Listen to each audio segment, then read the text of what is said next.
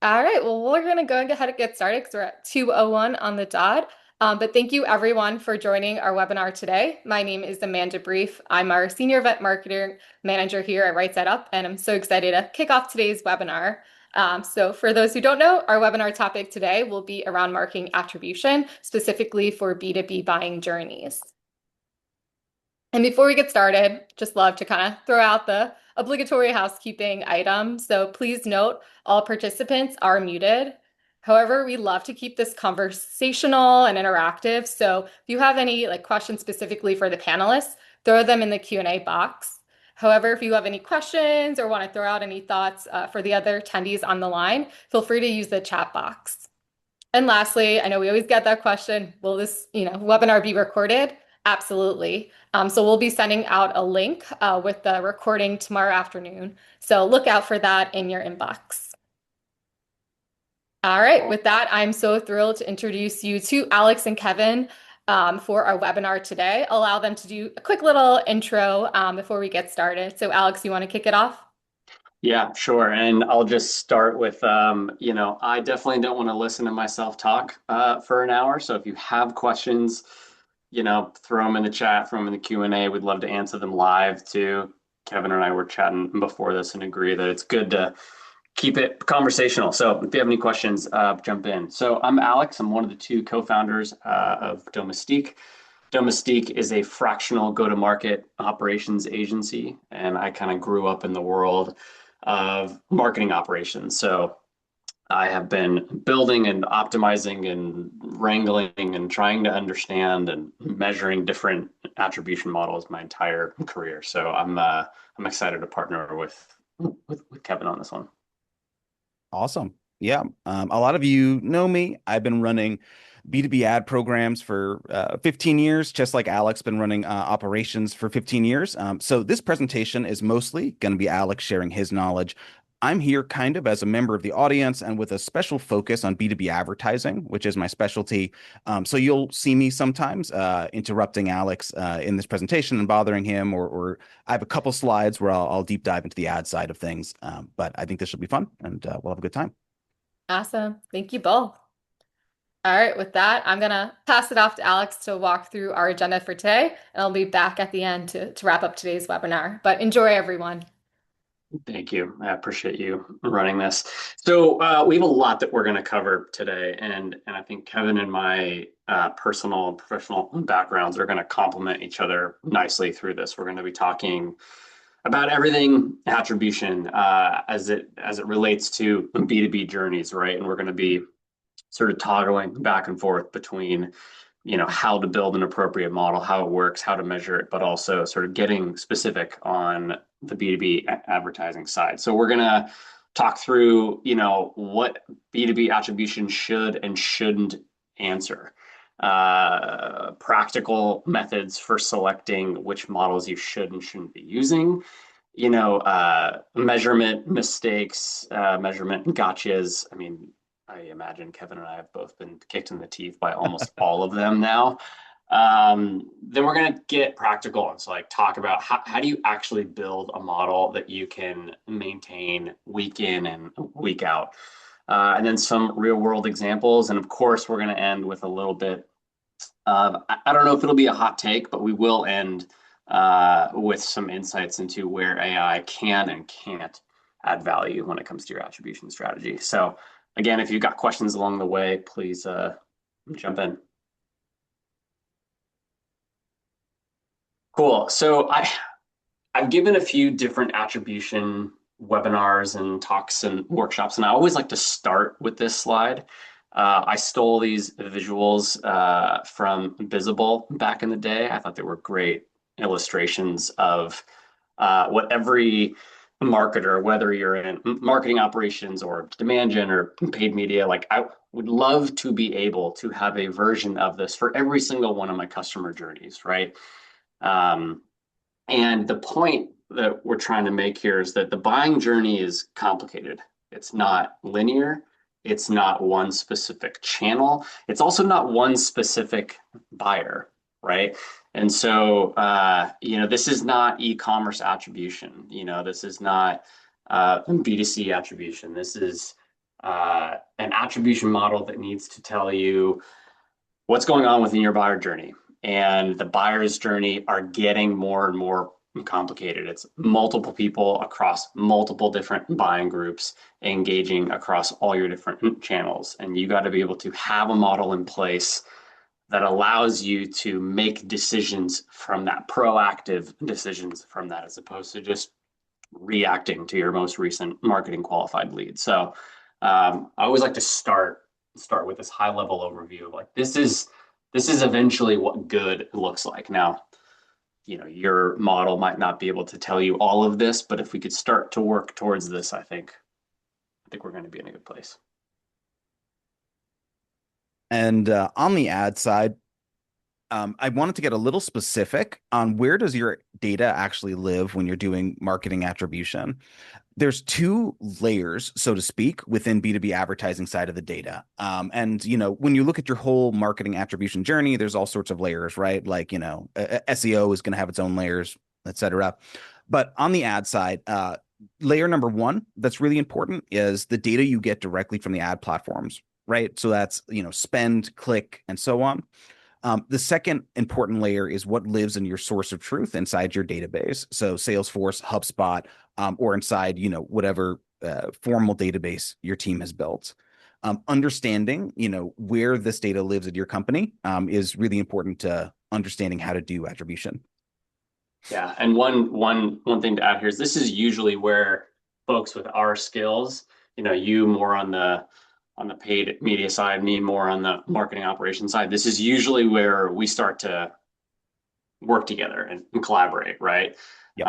And so whether you have one demand gen marketer running everything, or if you do have a dedicated paid media function and a dedicated marketing ops function, obsessing over these data layers and making sure that they're speaking the same language is usually where we start to build the foundation for everything that we're going to talk about. And that ad platform layer includes, as I mentioned, the top level metrics like ad spend and clicks and impressions, and that's great. But one thing the ad layer can have also is conversions. And what a conversion is just any event created by the advertiser that signals importance. So someone becoming a demo, someone closing, et cetera, et cetera. That data that triggers conversions, more often than not lives in the CRM layer, right? So being able to connect the CRM and the ad layer is really important, and it's a part of your overall attribution strategy. So one of the questions I always like to ask, so like I said, Domestique we're a fractional go-to-market operations agency. We get dropped into high growth companies at moments of friction, and they have a million different things they want us to be focusing on. And attribution is always something that I bring up. And whenever I hear, oh yeah, we have an attribution model that's working, it's great, it gives us all the answers, I'm highly skeptical because they're rare. And so one of the questions that I ask, and one of the questions that you might ask yourself internally is, and insert whatever number is appropriate for your company stage. But if you had an extra $100,000 to spend next quarter, next year, next month, next week, whatever it is, on your marketing campaigns, how much pipeline could you create? And where would those campaigns come from? Which channels would you invest in? Could you give an accurate answer? It's a harder exercise than most companies think. And if you can't answer a version of this, with 80+% confidence, I would argue that you need to double down on all things attribution. And it starts with the ad platform data, the CRM data that Kevin's talking about, and it's going to get into everything else that we'll dive into. But this is a good little litmus test that you can run internally. I'd say this is also one of the most common questions we get. And the second most common is how will it affect pipeline if we cut 100K in spend? So, Yeah, that's a great bit. I might steal that for the next time I do this, because the inverse is just as important, right? And not as fun of a situation, but you got to be able to answer both. So to kind of go a layer deeper, right? It's not just being able to answer how much pipeline are we going to gain, or to your point, how much pipeline are we going to lose? It's going that layer deeper and asking questions like, well, where is your traffic coming from? What are the top sources and campaigns and pieces of content and whatever it is that are actually driving net new leads at the top of your funnel? What are the top sources and campaigns that are converting those into whatever your version of a qualified lead is? What are the actual sources that are driving the pipeline? Because in a B2B environment, again, with multiple stakeholders, multiple buying groups, multiple different channels, the answer to each of those questions is probably different. So it's usually not as simple as, oh, well, we'll just cut our Google Ads budget in half, or, oh, we'll double our Google Ads budget and we'll be fine. It's usually, taking whatever that total budget amount is and sort of deploying it to specific channels that have a specific purpose, whether it's increase awareness at the top of the funnel, or driving net new volume at the top of your lead funnel, or converting the leads you already have, or engaging the contacts you already have and actually helping sales convert those into pipeline. It's not always just net new volume at the top of the funnel, specifically within B2B. And the larger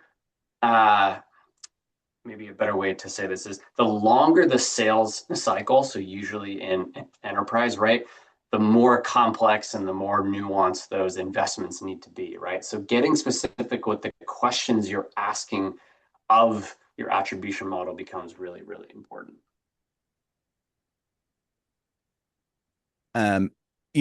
Practically within your CRM and database layer, there's key data that you need to track to be successful, right? So taking the abstract to the concrete, on your leads and then opportunities and then close won customers, those are all different records inside your source of truth, usually Salesforce.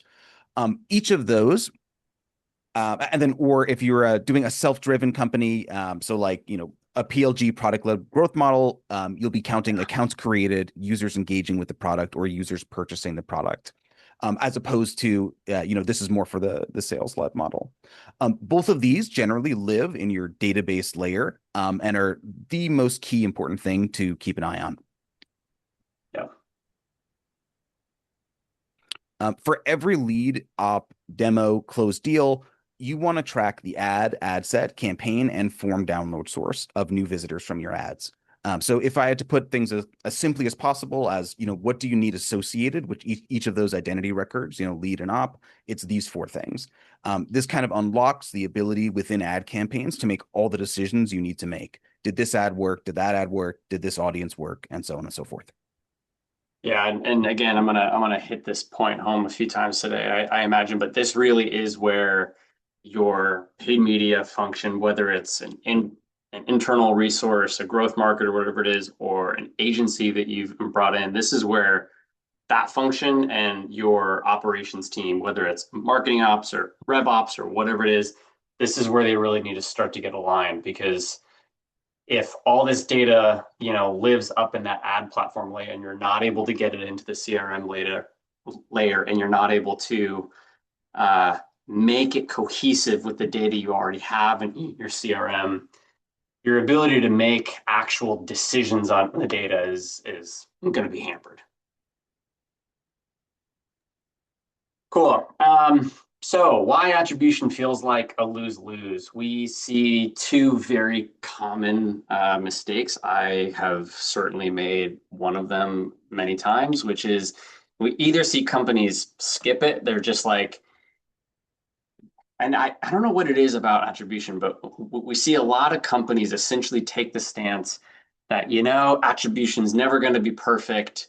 And so therefore, we're not going to invest all this time and money and effort into building it. And so they just never really invest it. And what that leads to every month, every quarter, every half, every year is budget fights and opinion-driven decisions. So whoever's got the bigger job title or the louder voice in a given meeting usually tends to win out, and that's not a cycle that's positive for anybody.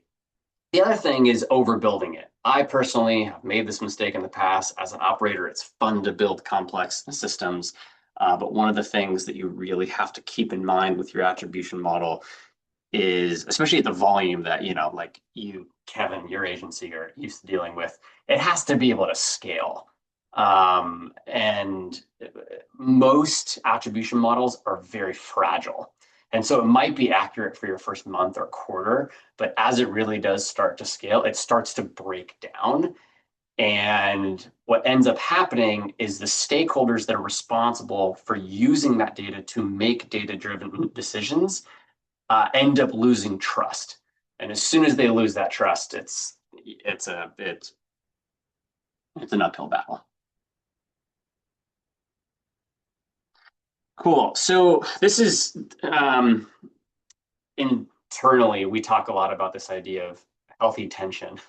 And part of that is because my co-founder, Reese Williams, he kind of grew up more on the sales operation side, and I came in more on the marketing operation side. So there's a lot of healthy tension in the way that we think about things. And so one of the first things you got to do with attribution is realize it's not just a marketing tool, right? It's a go-to-market tool to be able to inform decisions, right? I think the title of this webinar is like, from dashboards to decisions, right? Like this is not just a data exercise. The goal is to make capital resource allocation decisions. So attribution should help you allocate budget towards channels, campaigns, pieces of content, efforts that are actually working. And we're using the phrase here, pipeline momentum, because again, it doesn't just mean creating net new leads at the top of the funnel. It also doesn't mean just creating net new pipeline. It could be influencing the pipeline you already have and increasing conversion rate for pipelines you already have. Diagnosing where your journey stalls, right?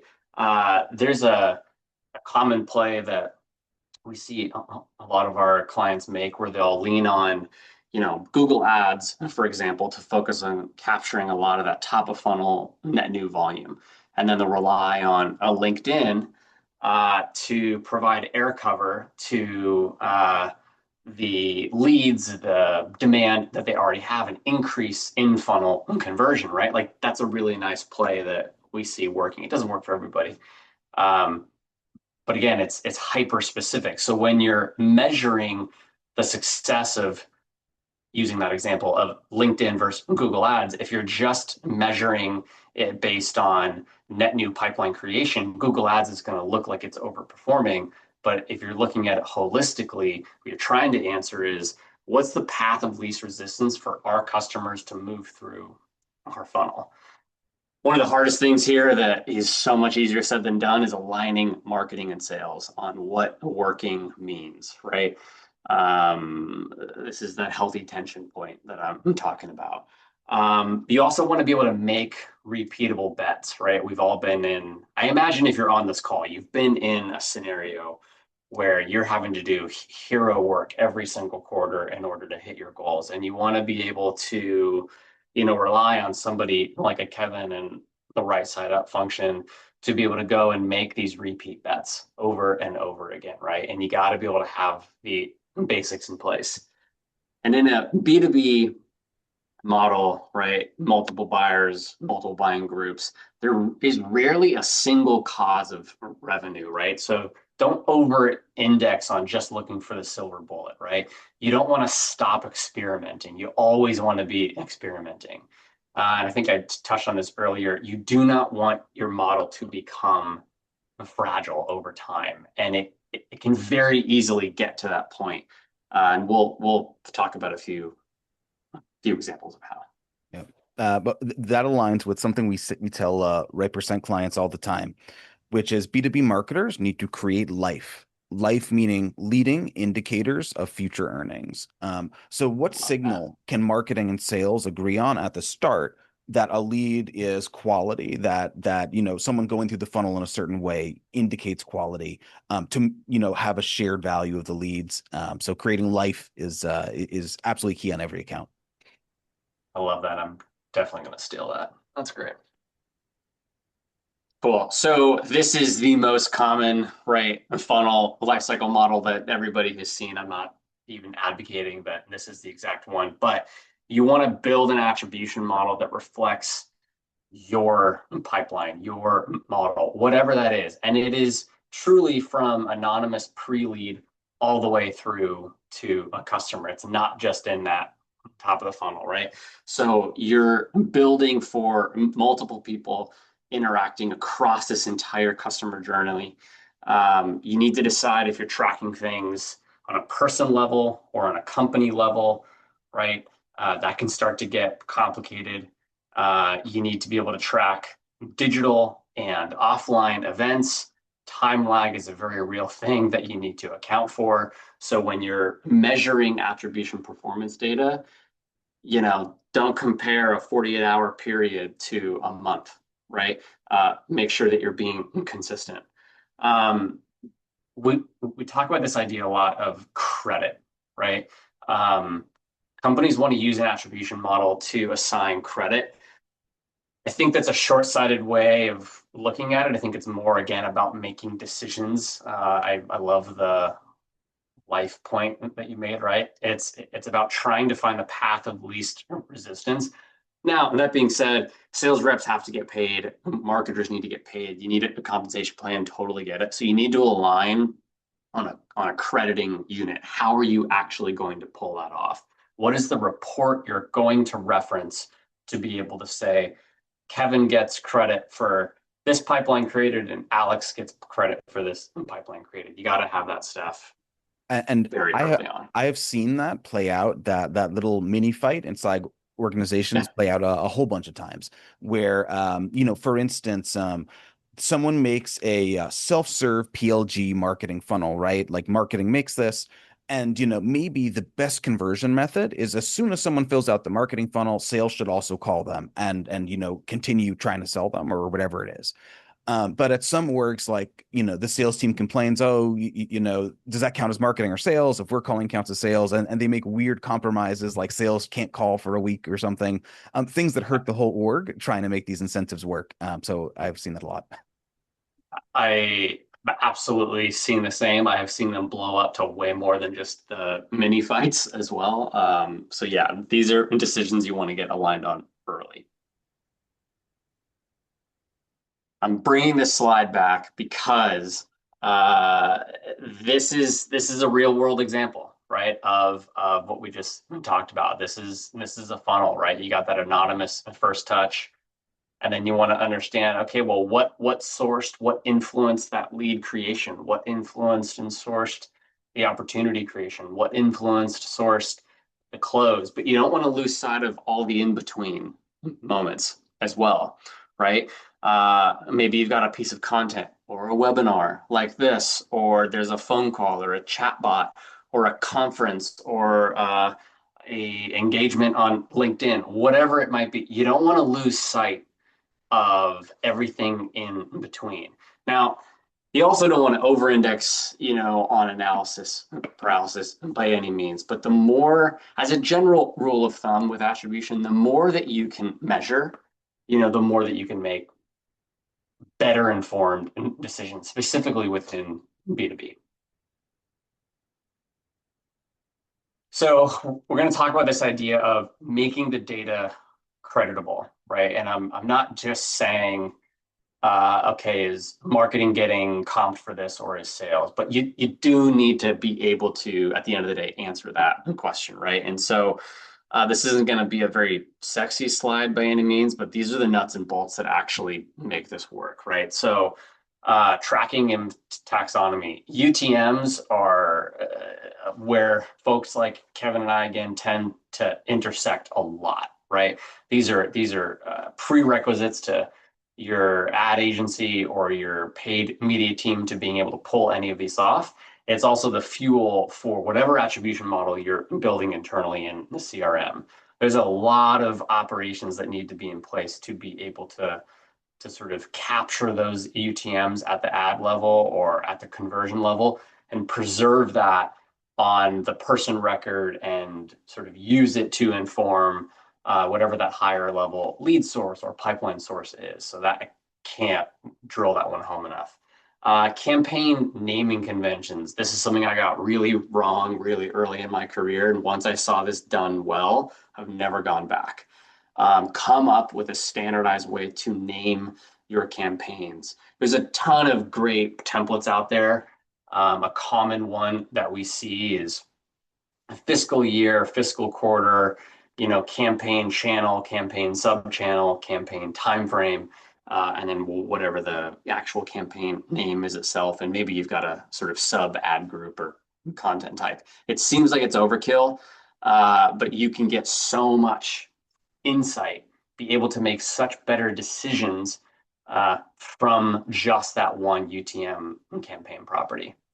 I do have an anonymized spreadsheet template for UTM that has like a million variables, like 30. If you want to go crazy, just reach out to Right Set Up or whatever after this.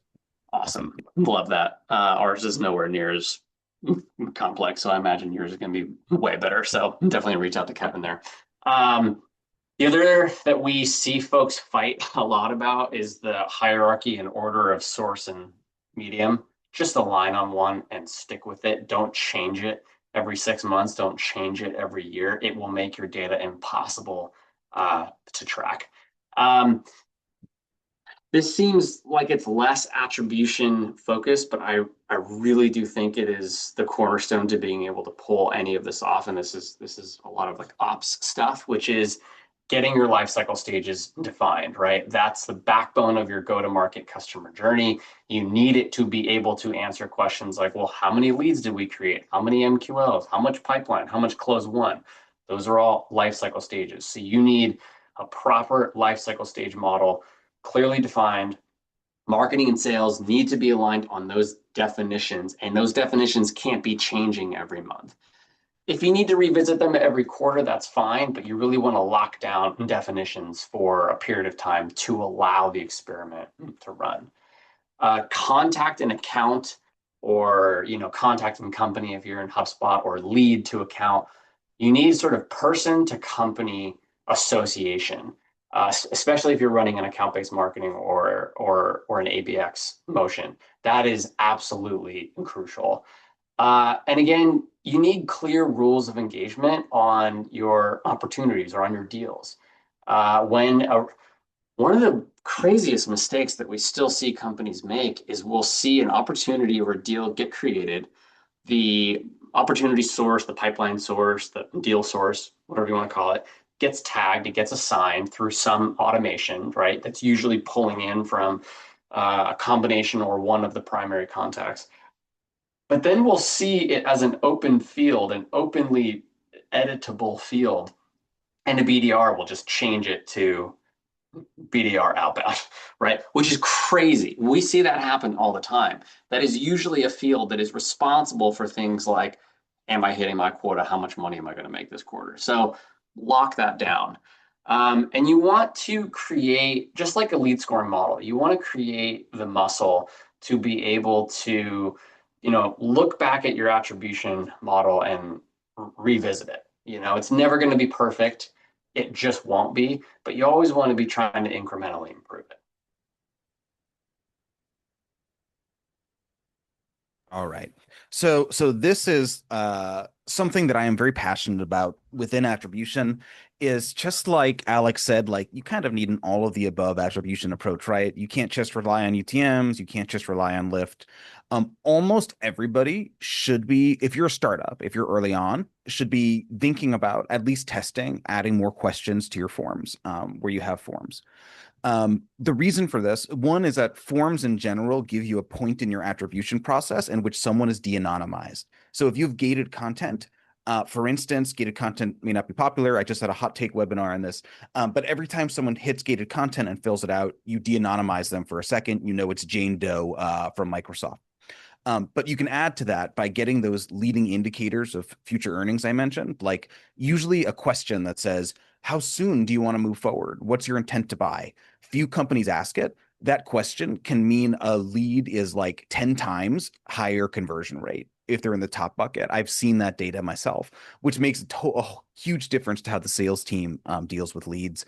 A lot of companies are scared of adding more questions because it increases the cost per lead.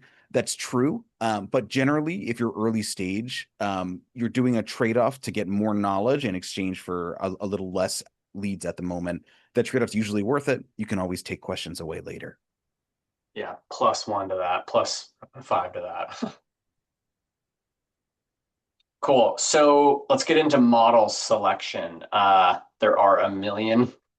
We have chosen a few that most of you, especially if you're on this call, will have heard of. They're all good for different things, right? I think it's a bit of a cop-out answer, but it's true. They're all good for different things, right? So first touch is good for a top of funnel building awareness. Last touch is you really want to understand a handoff moment or a conversion. This sort of linear, some folks call it even, right, is good to kind of understand what is sort of showing up in consistency. It's about that path of least resistance. Time decay can start to get complicated, very fun to build, can get tricky to maintain, but it is really helpful for longer sales cycles. It does obviously take into account a bit of a recency bias, so don't let that over influence your decision making. There's some different position-based ones, right? W, full path, whatever it is, right? It's really good for those key milestones like that visible example that we talked about, the anonymous, the first touch, the lead creation, the opportunity creation, the close, right? And then there's, if you've got the budget, you've got the team, you've got the manpower, right? There are these data-driven, there are these machine learning models that can get out there and really handle the larger volumes. I've been a part of a couple of those projects where you got $500,000 that you're sinking into an attribution project, and I'll still tell you it's still not 100%.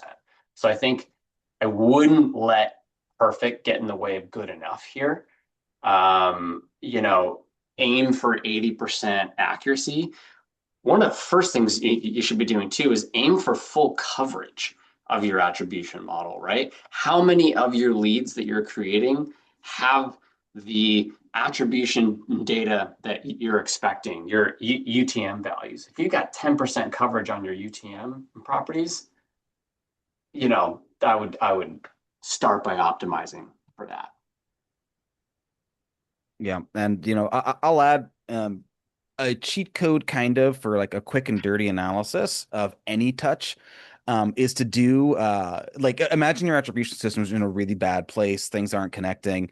You can do an export of all of your leads that you've gotten from any source. So this lead gen form, that lead gen form, this and that.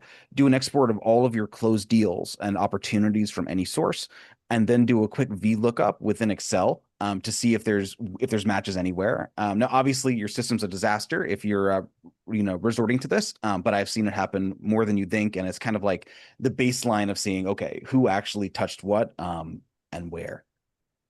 Yeah, that's great. We got a question in the Q&A. I'd love to hear your take on this, and I can weigh in as well.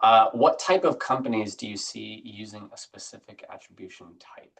So is there a specific attribution model that's better for certain types of companies? I mean, I think for one, data driven, right, is for big companies. So essentially, in order to do like a model based attribution, like even like something like Reddit B2B wouldn't have enough data for that, right? You need like Reddit B2C. You need hundreds of thousands, millions of data points in order for these AI models to really give you good data. So most B2B companies, like if you get pitched by the AI data vendor, you can probably say that's not worth it for us at this scale. Yeah, agreed. I will say, so first touch is what I recommend for most like startups that are doing a lot of direct response. The reason for that is like on paid social, you're putting this ad out and your goal is to get people to hear of you for the first time. And so you want kind of as many first touches as possible. Like your retargeting pool is going to be so small. Meanwhile, if you're a really big company, a lot of people have heard of, you're going to get a lot more last touches, right? Like mattering more. Like if you're Adobe, people are probably touching your properties all the freaking time, and so last touch is kind of more meaningful. So that's how I look at it. I don't know if you want to add anything. Yeah, I agree with that. Where I was going to go with this is one thing I would add to what you said is that it's also specific to what your customer journey looks like in your sales cycle, right? Is it a 30-day close, or do you have 6-month, year-long sales processes. That's going to influence this as well. Because if you do first touch on, and you're an earlier stage company, which I think is great. But if you've got a year-long sales process, you're missing out on a lot of information that's going to help there. So maybe you're looking at a position-based, either a W or a U, a sort of combo of that first and last, right? So I think it's a combination of your company stage, but also your buying journey. Is it an enterprise selling motion slash buying motion? And or is it a faster sales cycle? It's a good question. Yeah.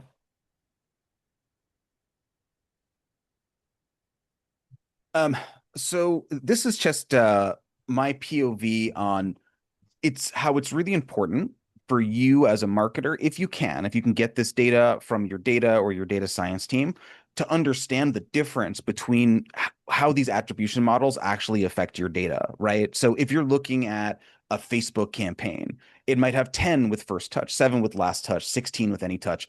All of these are valid information. Like each of these bullets tells you something really interesting about the campaign. So I would say, like I think Alex mentioned earlier, like don't limit yourself too much to too small of a piece of it. Like I think it's important to understand what your campaigns look like on any touch, first touch, and last touch. I think it gives you a lot more information on how to run them.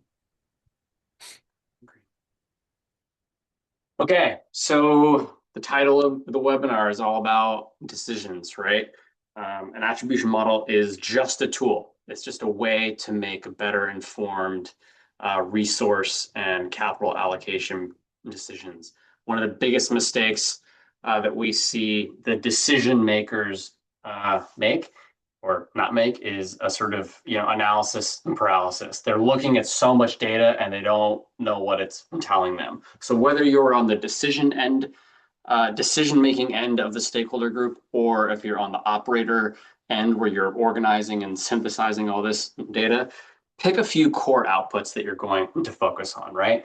Are you trying to answer the question, where's your qualified pipeline coming from? Not just pipeline, qualified pipeline. So that's usually a stage 1. It's usually not a stage 0. So whatever stage in your sales process that is, try to kick it out to actual qualified pipeline.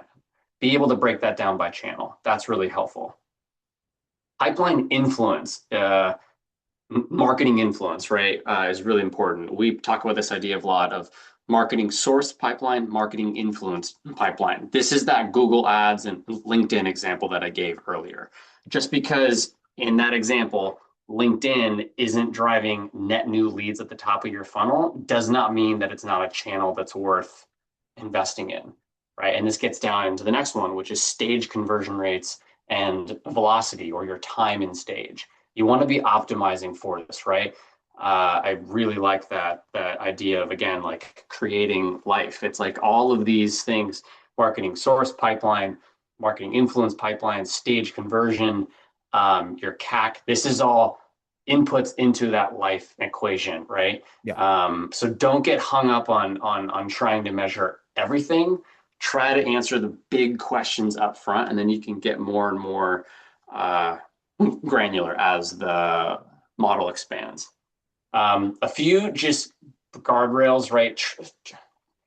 Seems interesting to talk about trust in an attribution B2B webinar, but we think it's important because, again, one of the first things that happens after an attribution model goes live, is, let's say it's live for a quarter or a month or whatever, a decision maker starts to look at it, measure it, try to answer questions, and there's some anomalies. Maybe a definition of a marketing qualified lead has changed, and therefore the data is inaccurate or incomplete. As soon as stakeholders start to lose trust in the model, you're fighting an endlessly uphill battle. So the best you can, try to freeze your definitions for at least a quarter. And by definitions, I'm talking about things like, what do we mean by sourced pipeline? What do we mean by influenced pipeline? What's a qualified lead? What's qualified pipeline? All of those definitions should be aligned between at least marketing and sales and codified in some kind of CRM report. you want your attribution automation to be consistent. You don't want to have to be in the background tinkering with it all the time. It's like a lead scoring model, right? You got to be measure, test, optimizing for sure. But if you're always in the background tinkering with it every single day, it starts to lose some of its potency. Um, I've touched on this point a couple times now, but this idea of data coverage or model coverage, right? You can have the coolest looking dashboard in a slide or on a presentation or written down, but if you've got 10% coverage on it, there's something fundamentally wrong, right? And it could be, it's rarely at the ad platform level. I mean, usually there's all the data you need there, but it's usually in this sort of integration or the pushing of the data from the ad platform to the CRM layer or on the form submission, like Kevin was talking about, onto the contract record or the lead record. That there's usually some integration point where that data starts to break. Find that and increase your overall data coverage. So this is kind of the ideal, most simplified way of looking at an ad account in my mind for a campaign. So you can make a spreadsheet very easily. You can automate it. What you're looking at is spend, leads, cost per lead, and then qualified leads. So qualified leads here, I'm using for the metric of like, this is our leading indicator of future earnings. A qualified lead here is one that we did a whole bunch of research and found out that if someone meets these criteria, they're likely to become a paying customer. When you're looking at weekly data, by narrowing it down to this qualified lead metric in the official reporting, you can easily report, apples to apples results week over week. You can know that this means you're getting the right kind of leads. I will also make a note that on down funnel data, it's important to cohort if you have long time periods to close. So just like we mentioned that, if it takes a year, you want to make sure you're accounting for it. When you look at any ad data for the past, you always want to count the closed ones within your advertising performance to the week or month that the spend was made. So if something is closed in December, but that they click the ad in January, and that's the only that was the first interaction with your brand or whatever. You want to make sure that credit for Facebook goes to January and not December of the next year. So this is kind of like my most basic MVP, minimum viable product, of what a B2B ads dashboard looks like. That's great. I can think of so many clients that would benefit from that. It's great. Okay, measurement mistakes. We've teased a few of these things, but we're gonna get into it. Over reporting, right? You do not want to count revenue twice across campaigns, models, contacts, accounts. Missing UTMs is one of the most common marketing operations mistakes that we see when it comes to attribution. And this could be because, again, there's always, dark social that you're never going to be able to account for. But events should not be an excuse, right? You should have a lead import, contact import process into your marketing automation platform or a CRM that allows you to stamp these registrants or these attendees came from this event. Here's all the UTM properties in columns in your Excel file that you import into your CRM. You should be able to have that. And partners or outbound, again, you should be able to account for all of that. Bad timing, right? The sort of we don't see this as often, but when it does happen, it can really screw things up, which is it's just a miswiring, right? So your first last touch properties are based on the wrong date fields. This happens often. So make sure that you're winning in the weeds here and you're getting the details right. This idea of channel drift, right? As marketing programs become more and more sophisticated, they obviously need to add more layers of granularity into their attribution. That's fine. But as you're designing the attribution model up front, you want to think a few stages ahead so that you're not because you want to be able to compare attribution data quarter over quarter, year over year. It becomes less and less doable if your definitions are changing, which is the same thing for, life cycle stages, campaign taxonomy. You got to get the definitions right. Otherwise, if Kevin comes to you and says, hey, this was the cost per qualified lead last quarter, but we've changed the definition of a qualified lead this quarter, it's going to cause a lot of confusion, a lot of he said, she said, a lot of pointing of fingers, and you're going to lose traction on showing signs of life within your attribution model. The other thing that becomes more important as you scale, as you become more and more mature, is having a bit of an audit trail with your attribution model, right? There are ways to pull this off. You don't need to over-engineer it. But if there are automations or rogue users or other systems or integrations that are not set up properly that are overwriting your attribution data, I gave a oddly common example earlier of a BDR updating the pipeline source to BDR outbound. That's like a very obvious red flag. But there are others like system integrations that have edit access to a deal source that will update it based on some old automation. You want to get ahead of that. So we're big fans of having an operating cadence here at Domestique. An operating cadence is essentially a structured meeting structure. I didn't phrase that very well. You've got clear agendas. You've got, we're going to talk about this topic at this frequency, and these are the stakeholders, and these are the decisions that we're going to try to make, right? So weekly with your attribution model, this is whoever your ops person is. If it's a dedicated marketing operations resource, or if it's a broader systems person, you just want to make sure that there's no anomalies that can't be accounted for. You've got good coverage. The data is getting populated as intended.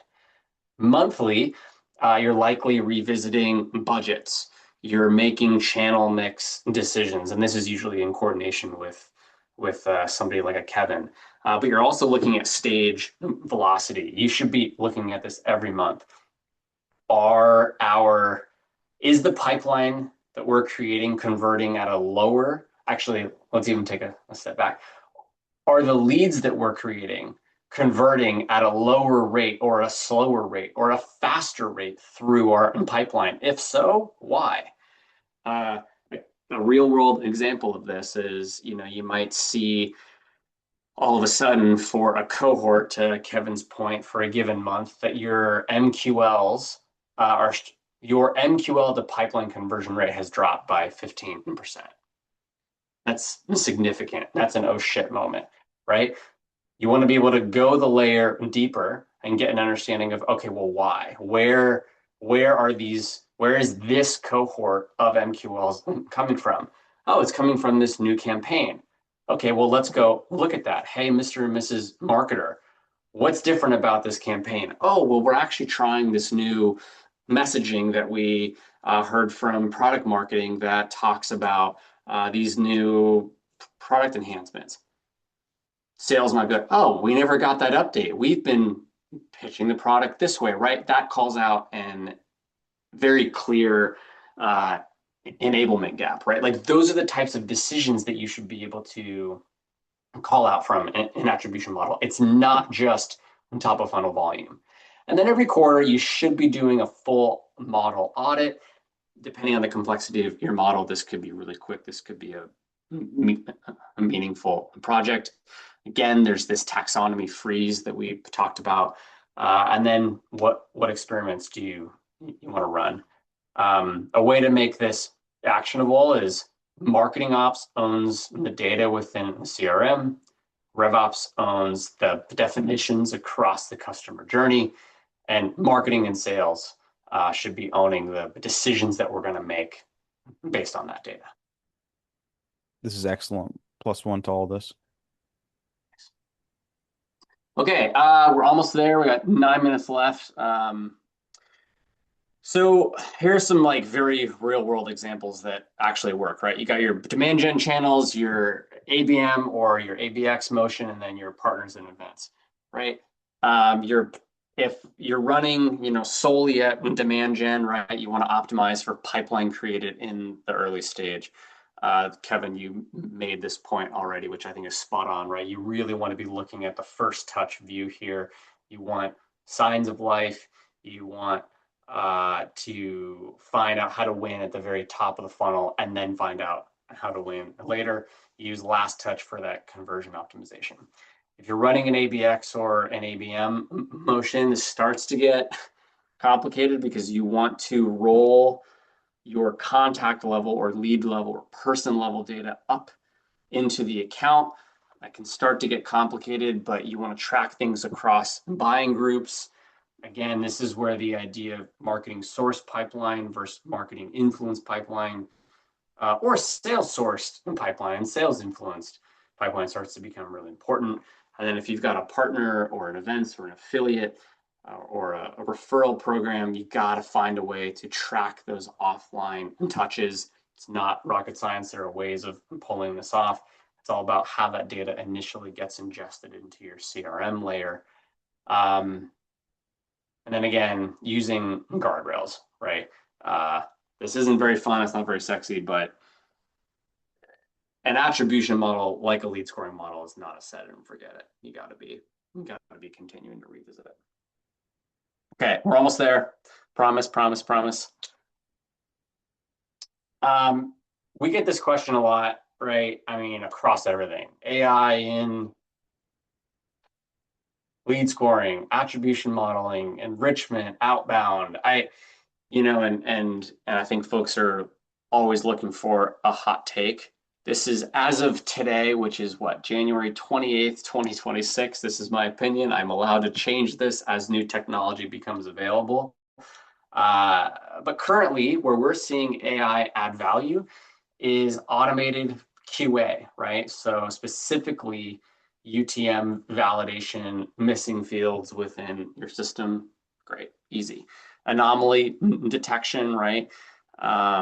This is usually when you're measuring overall performance data on a monthly or quarterly basis. Great. Forecasting, I think, is an obvious one.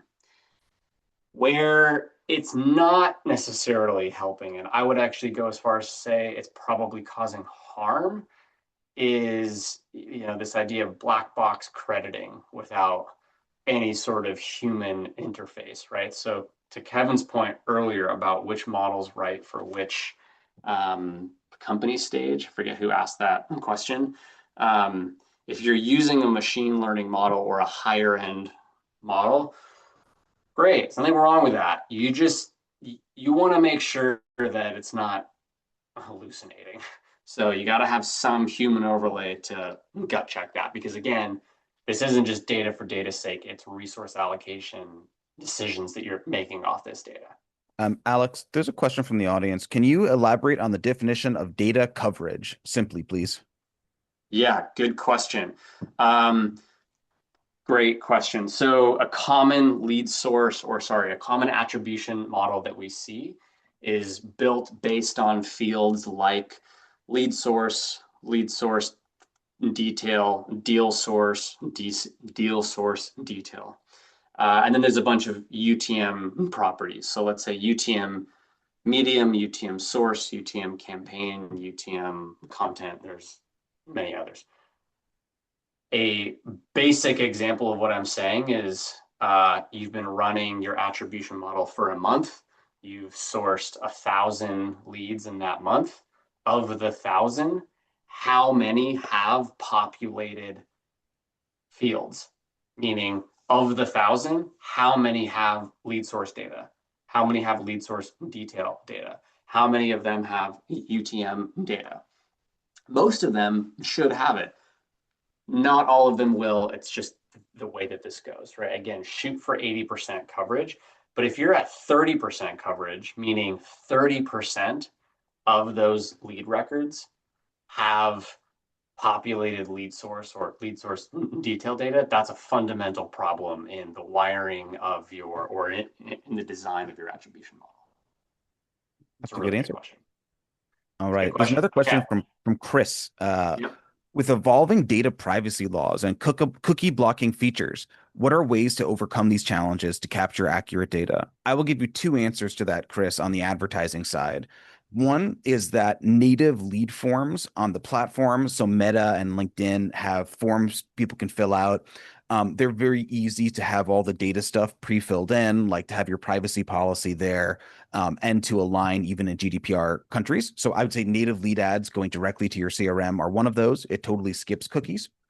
Another thing is server to server connections.